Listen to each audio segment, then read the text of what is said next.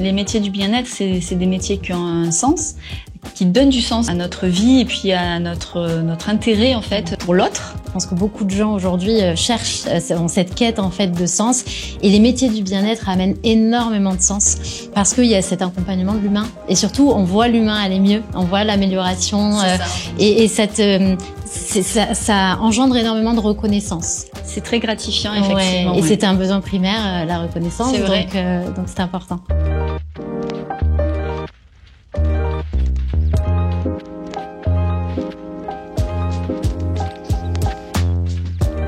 Bienvenue à tous, je suis Magali Bonnet, docteure en biologie et naturopathe depuis 10 ans.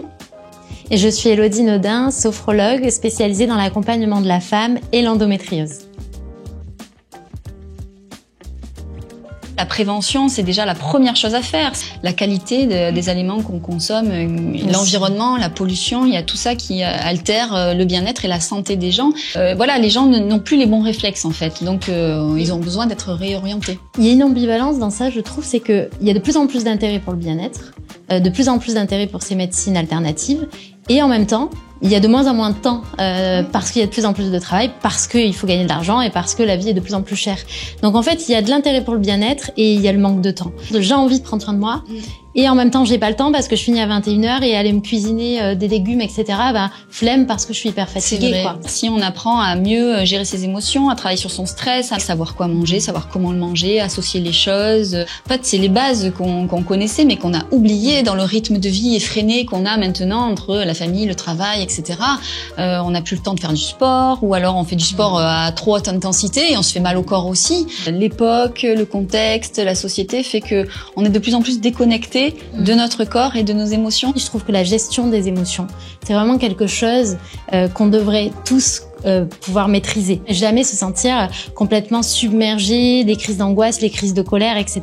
On n'est pas formé à ça, surtout pas à l'école. Donc ce métier-là, je trouve qu'il est très beau pour ça, parce qu'il permet d'aider et d'apprendre aux personnes à être autonomes avec leurs émotions, de savoir les accueillir, de savoir les gérer, et finalement de se sentir mieux dans leur quotidien. C'est vrai que c'est deux métiers qui permettent une reconnexion, être à l'écoute de son corps, être à l'écoute de ses émotions, et de ses besoins, c'est quand même les bases fondamentales d'une bonne santé. Sans oublier que nous ne sommes ni des médecins, ni des psychiatres, donc voilà, on intervient dans notre domaine d'intervention sans outrepasser le domaine médical. N'hésite pas à conseiller d'aller voir un médecin traitant, d'aller faire une analyse de sang aussi lorsqu'il y a des carences, lorsqu'il y a une sensation de fatigue extrême. Les gens qui ont des pathologies lourdes que j'accompagne, en général, ça se passe bien. Sur les troubles des maladies inflammatoires de l'intestin, si on commence à me dire qu'il y a des spasmes, qu'il y a du sang, des choses comme ça, là je dis contactez votre médecin, votre gastroentérologue, c'est plus de mon ressort en fait.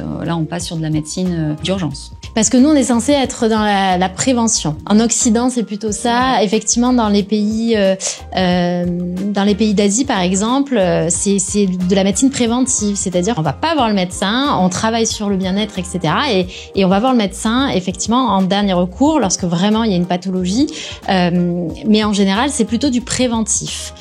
On récupère beaucoup de gens qui sont laissés sur le côté, qui sont désespérés, qui n'ont pas de solution, où on leur dit c'est dans votre tête. Du coup, c'est à ce moment-là qu'on intervient. Et oui, on va travailler sur la tête parce qu'ils sont dans une situation de détresse. Donc, avec la sophrologie, la naturopathie, on va leur apporter, on va les aider à retrouver un bien-être dans leur vie quotidienne. Et pourquoi? C'est aussi parce que les scandales aux médicaments ont explosé. Enfin, moi, étant chercheur, j'aime bien éplucher les articles scientifiques. Il y a, comme dans les compléments alimentaires, dans les articles scientifiques sur les médicaments, il y a à boire et à manger. Donc, il faut faire la part des choses. Il faut savoir faire le tri. Ça, c'est un métier. Ça s'apprend pas comme ça. Et tous ces scandales ont fait que les gens cherchent d'autres solutions, des solutions naturelles, sans effets secondaires. Et il y en a, sans forcément passer par le médicament, alors à moins qu'il y en ait vraiment besoin. Éduquer les gens aux bons réflexes de santé, trouver des solutions naturelles aux petits maux du quotidien, éduquer les enfants pour faire des adultes responsables et impliqués. Pour moi, c'est quelque chose d'essentiel. Ce souci aussi dans mon entourage de savoir que je suis bien quand tout le monde est bien. Voilà, si quelqu'un a un problème, j'essaye toujours de trouver des solutions. Ce qui m'a attirée, je pense que c'est parce que j'ai été accompagnée en sophrologie. J'ai toujours voulu, et depuis toute petite, travailler dans la relation d'aide. Je voulais être psychologue quand j'étais enfant. Après, je me suis laissée happer par les études et j'ai travaillé en entreprise, mais je me sentais pas à ma place. Et de l'accompagnement de sophrologie plus les conseils de mon entourage, en fait, je me suis dit, tiens, ce métier-là, il est hyper intéressant. On allie le corps et l'esprit ensemble. J'ai vu les bienfaits parce que je les ai vécus sur moi. Et donc, naturellement, je me suis tournée vers cette formation. Effectivement, il y a énormément de concurrence. Il y a beaucoup plus de sophrologues et de naturopathes aujourd'hui. Mais effectivement, il y a ce grand besoin. Ce qu'il faut regarder, et je pense que c'est le plus important, c'est qu'il n'y a pas de concurrence. Chacun a sa propre personnalité. Chacun a sa propre énergie. Et on attire des personnes différentes. Et vraiment, je l'ai constaté parce que moi, là où je suis installée, il doit y avoir 10 sophrologues sur 1 mètre carré. Il y a énormément de sophrologues dans mon quartier. Et pour autant, mon cabinet fonctionne très bien. Et je pense qu'il y a évidemment le bouche à oreille au bout d'un certain temps qui fonctionne bien. Mais dès le départ, je pense qu'aussi il y a l'énergie de la personne, la personnalité de la personne. Et quand la personne se sent à sa place, en tant que praticien, eh bien, je pense qu'elle l'attire justement de plus en plus de monde. Ah ouais, je suis tout à fait d'accord. Il y a cette énergie-là, puis il y a les spécifications. Je suis passionnée par les troubles inflammatoires de l'intestin. Donc là, c'était, je dirais, 90% de ma clientèle au début où je me suis installée. Maintenant, je suis vraiment 50-50 avec les troubles hormonaux. Ça a explosé ces dernières années. Endométriose, syndrome des ovaires polykystiques, syndrome prémenstruel, il y en a beaucoup. On travaille pas tous la même naturopathie ou tous la même sophrologie. Il y a le poids aussi d'une formation conséquente, riche, scientifique et ces formations qui peuvent travailler en collaboration avec la médecine traditionnelle, ça c'est très important. Et en fait, c'est essayer de créer ce réseau. Il y a de la place pour tout le monde, comme tu dis. Je pense qu'on attire à soi le public qu'on est capable de prendre en charge. Et il y a tellement de troubles aujourd'hui que je pense qu'il y a du travail pour tout le monde. Il y a de plus en plus de naturopathes et de sophrologues, et étant donné qu'il y a de plus en plus de demandes en tant que client, eh bien forcément ces métiers sont en pleine expansion. Là, entre la naturopathie et la sophrologie, c'est évident puisque le naturopathe, il va travailler sur le consultant, il va lui donner les bons conseils d'hygiène de vie, il va l'écouter et s'il est problématique, que ce soit psychologique, il va l'orienter vers un psychothérapeute. Et si c'est des problématiques de gestion du stress ou de gestion des émotions, ça va être une évidence de l'orienter vers la sophrologie. Complètement. Et moi, je constate beaucoup lors des anamnèses, lors des premiers rendez-vous, que parfois les personnes ont des problèmes au niveau de l'alimentation, des troubles au niveau de l'alimentation liés au stress. Oui, mais effectivement, c'est complémentaire d'aller voir une naturopathe pour rééquilibrer son alimentation.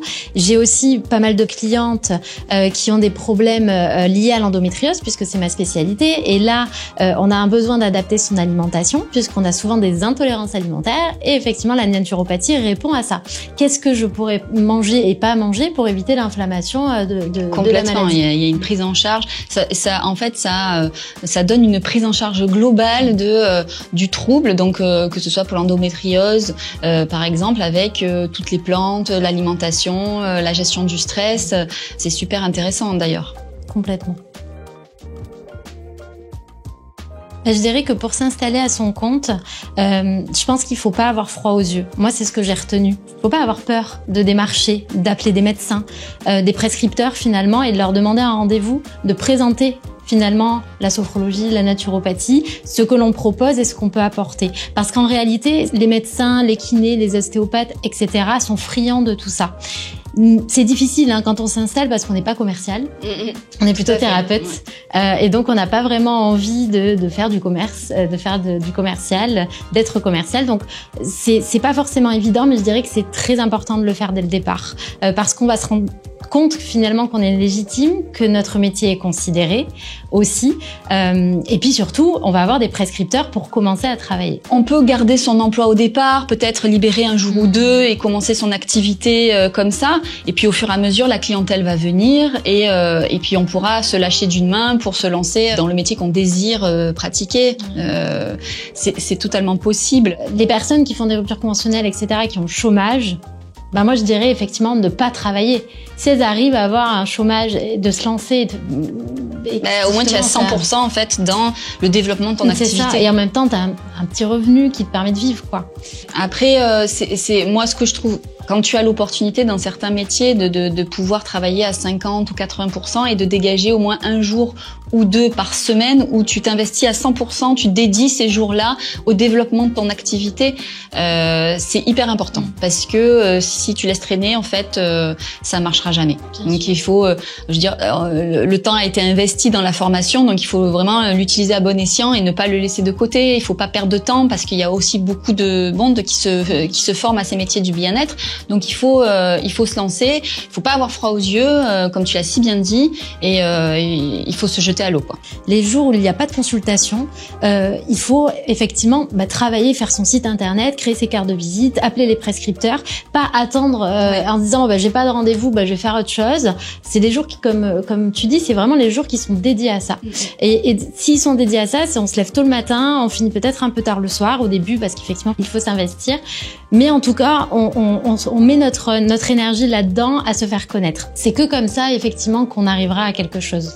Et il y a les thérapeutes à démarcher, mais il y a aussi les pharmacies, c'est pas mal. Il y a les magasins bio, toute enseigne en fait qui est dans le bien-être ou dans les compléments alimentaires en ce qui concerne la naturopathie. Là, il faut aller se présenter, déposer des cartes, présenter sa formation, avoir vraiment un bagou en fait, un discours un petit peu commercial, mais qui a du poids et du crédit, quoi. Et puis d'ailleurs, si vous n'êtes pas à l'aise avec ça, la supervision est intéressante. C'est-à-dire qu'on n'est pas tous hyper à l'aise dans la communication en tant que commercial pour se vendre et vendre son métier. Parfois, être supervisé, s'entraîner avec le thérapeute en question, la naturopathe, la sophrologue, pour pouvoir se préparer au mieux, eh bien ça aide à arriver avec la niaque, l'aplomb, l'aplomb, et puis sentir que on est vraiment présent, on est vraiment ancré dans ce qu'on est en train de faire. Parce que c'est pas forcément évident et parfois ça s'improvise pas pour tout le monde, quoi. Complètement. Pour se faire connaître aussi, il est important peut-être au début de faire des ateliers à petit prix, voire gratuits, que ce soit en webinaire en ligne, histoire que vous soyez vu, que vous soyez connu. Déjà peut-être dès le départ, il faut pour se lancer effectivement ne pas attendre à gagner de l'argent. C'est une première étape. Ça peut durer peut-être 6 mois, peut-être un peu plus, et pas tout n'est gratuit évidemment, mais de temps en temps organiser des événements gratuits, ça peut apporter énormément de visibilité. Il y a des centres de bien-être, des endroits où ils font intervenir différents thérapeutes et par ces interventions gratuites, ces soins gratuits, là où vous vous faites connaître et puis ça vous amènera de la clientèle. C'est très important d'être accompagné soit à apprendre à gérer ses émotions, ses propres émotions, pour après pouvoir aider les personnes à gérer les leurs. Parce que quand elles viennent en consultation, effectivement, il y a beaucoup d'émotions, il y a beaucoup d'intensité. Il faut savoir les recevoir, il faut savoir gérer. Donc en amont, c'est très important de travailler sur soi, en thérapie, en naturopathie, l'alimentation, etc., pour installer un équilibre de bien-être pour soi en premier. Et savoir de quoi on parle. Bien sûr.